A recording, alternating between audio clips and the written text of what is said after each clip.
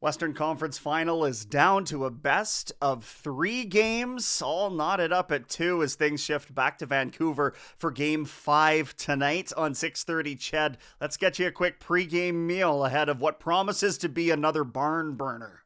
It's the playoffs, so odds are we're not really going to find out exactly what the lineup is until close to puck drop. But it's a safe bet based on what Chris Knoblauch has done throughout this regular season that we aren't going to see any Oilers lineup changes. And yeah, that means another start for Calvin Pickard in net.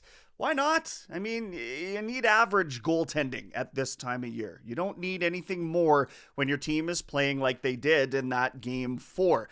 I will say he didn't get tested as much as could have been, just 19 saves, but a second star performance for Pickard nevertheless.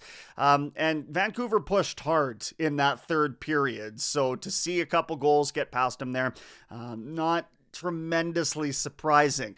The funny thing is, you're only ever really asking for a .905 save percentage, okay? About 90% of the shots, 91 if you want to round up. And he got to exactly that number, and the Oilers managed to pull off an incredible victory. So something to be said about that. I expect he's going to get the start, and I expect the team's going to rally in front of him once more. Now, I was demanding going into Game 4 that many players on Edmonton raised the emotional engagement level. Like, why are fans more PO'd than you are watching your captain get cross-checked in the face? Didn't feel that way in Game 4. It felt like Edmonton was bullying instead of being the bullies. And I know we saw that clip of Corey Perry holding the "thou shall not pass" stick up to Brock Besser. It's gamesmanship, and it was something Edmonton was severely lacking early in this series and even dating back into that Los Angeles Kings series, in my opinion. So I love to see that. I hope that they can maintain that level of desperation, so to say, throughout the rest of this series. Zach Hyman told me at the first intermission of that game, when I asked him, how do you maintain that intensity level, said, we don't have a choice. No choice. It was a simple, short answer. But let's see if you can upkeep that, because they haven't necessarily had that track record in these playoffs where it's been 60-minute effort after 60-minute effort.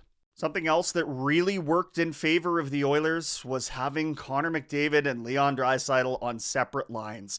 I know number 29 wasn't healthy to start the series. I mean, you could have fooled anybody. He's probably the Conn Smythe favorite at this point as playoff MVP. But nevertheless, you saw the shift at the end of the game to get that goal. It was Draisaitl out there centering Dylan Holloway and Evander Kane. Couple of guys that were good forecheckers in that moment, and it wasn't just relying on the only guys that we've seen produce so far. And guess what? They were able to make some magic happen. So as much as we saw it was a ballsy maneuver for Chris Knoblauch to start Pickard, it was a ballsy maneuver for him to throw those two guys in Holloway and Kane out there with Draisaitl at the end of that hockey game. And you don't get to do that unless Draisaitl's healthy enough or capable of centering his own line. So it was nice to see them separated. That has to remain throughout the rest of this series.